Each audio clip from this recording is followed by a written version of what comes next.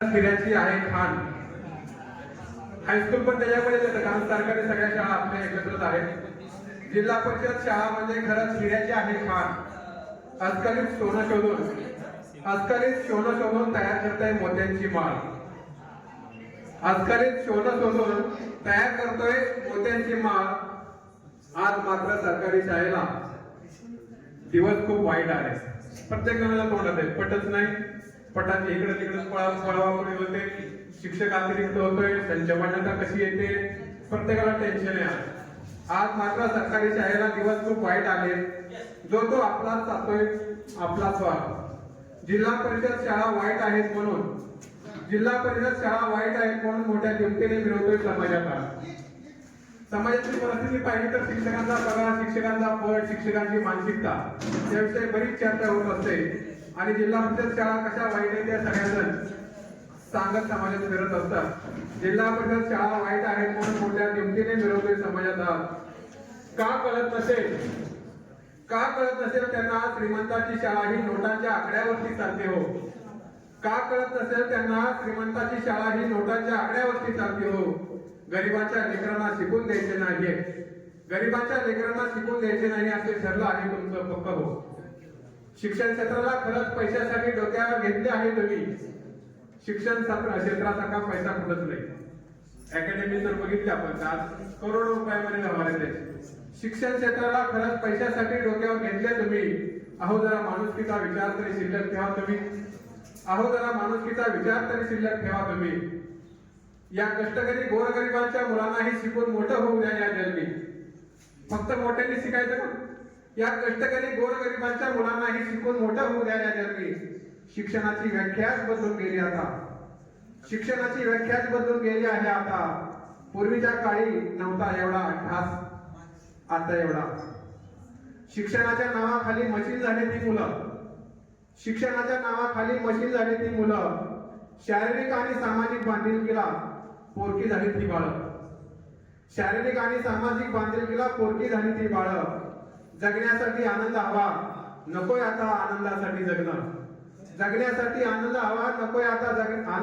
जगणं. हे सूत्र आता सगळे अंमलात आणतात. मात्र सध्या बालपणाच्या कवळ्या कळीला उमलून द्यायचे नाही. ठरवलं आहे त्यांनी पक्क. कारण 2-3 वर्षाचं झालं की आपण शाळेमध्ये मुलांना पाठवतोय आणि 2-3 वर्षापासून त्यांचं बालपण, त्यांचं खेळाचं वय आपण हिरावून घेतोय. बालपणाच्या कवळ्या कळीला उमलू द्यायचे नाही. ठरवलं आता त्यांनी पक्क. वयाच्या 3-4 वर्षी शिक्षणाचा श्री गणेशा चालू होतोय मस्त. निरागस बालकांना चौकटीत राहून खेळायलाही सोडतो रास्त. नाहीच वागत तो आता मर्जीप्रमाणे शोधतो. आपण इंग्लिश मीडियमच्या शाळेत शोधतो. आई बाबांच्या हट्टापायी घासावं लागतंय त्यांना मात्र आता. बालपण हिरावून गेलं शिक्षणापायी. नात्याबद्दलची ओळख विसरून जातोय शिक्षणासाठी. समाजातून सहभाग संपत चालला त्यांचा. कुटुंबापुरताही एकत्र नाही आता राहिला. शिक्षणाच्या नावाखाली एकटेपणा वाढत गेला. आनंदी राहायचाच मुलगा आता विसरून जाऊ लागला. अपेक्षांच्या ओझ्याखाली दाबला जातोय पुरता. काय खायचं आणि काय खायचं हे सुद्धा दुसरंच करतोय म्हणून करू लागला. स्वच्छंदी सैरभैर रांगडा आता नावाला जिवंत राहिला. शिक्षणाचा खरंच इतका भाऊ का बरं गेला. 10-12 वर्षाचा मुलगाही आता बालपण विसरून गेला. अकॅडमीला टाकून बालपणात त्यांना आता तुरुंगवास सुरू केला. फाउंडेशनच्या नावाखाली त्याच्या बुद्धीचा मात्र चुराच तुम्ही केला. आणि फास्ट ज्या धोरणाने त्याच्या जगण्याचा कालावधी तर कमी नाही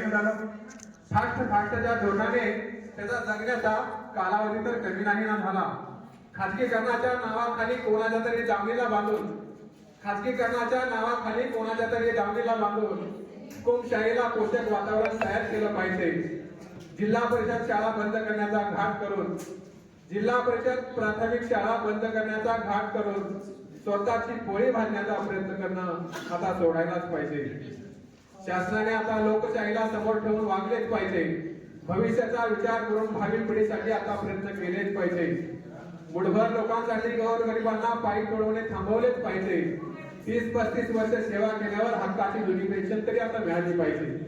30-35 वर्ष सेवा केल्यानंतर हक्काची जुनी पेन्शन तरी आता मिळाली पाहिजे. जिल्हा परिषद शाळा खरं टिकल्याच पाहिजे.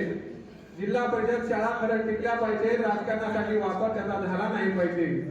अशैक्षणिक कामाचा अतिरिक्त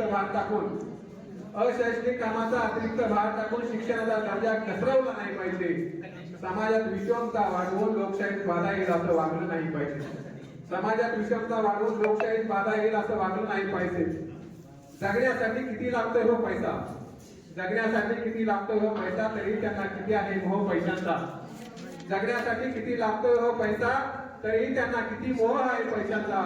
करोडोने कमवून सुद्धा गरिबांवरच ठेवते डोळा. शिक्षणासारख्या पवित्र